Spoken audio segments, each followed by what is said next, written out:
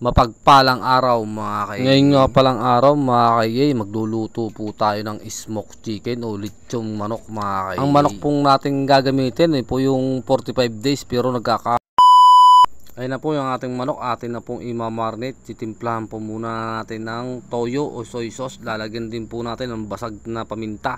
6 na raan na basag na paminta nilagay natin dyan mga kay. Lalagyan po natin ng kalamansi juice. Yan po magbabalanse mga kay. Ilagyan din po natin yan ng ating magic sarap mga kay. Yan po okay na po yan. Hahaluin lang po natin ng papagayon. Namarinate ko po yan siguro mga 4 na oras mga kay. Ito pong mga lutong to ako po kinabahan. First time ko po tong sinubok na lutong to mga kay. Samahan nyo po ako, baka magustuhan nyo magluto rin po. Pero nung naluto po at work it naman, salamat po Panginoon sa bagong biyayang pinagkaloob mo sa akin sa araw na to.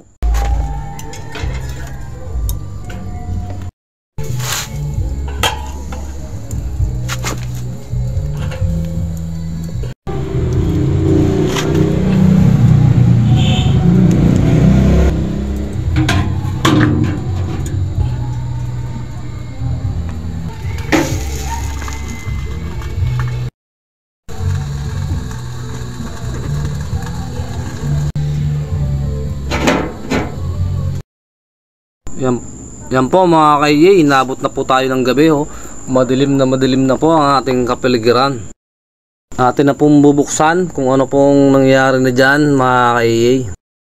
Sa tutulaan po ako po'y kinakabahan.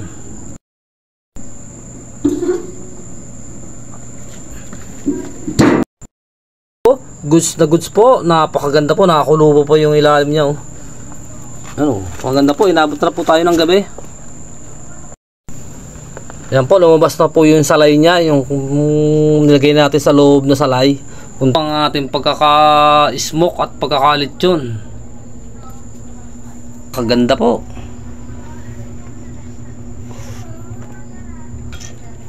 Tinan mo naman alas to the bone. Mga kaya yung ganda.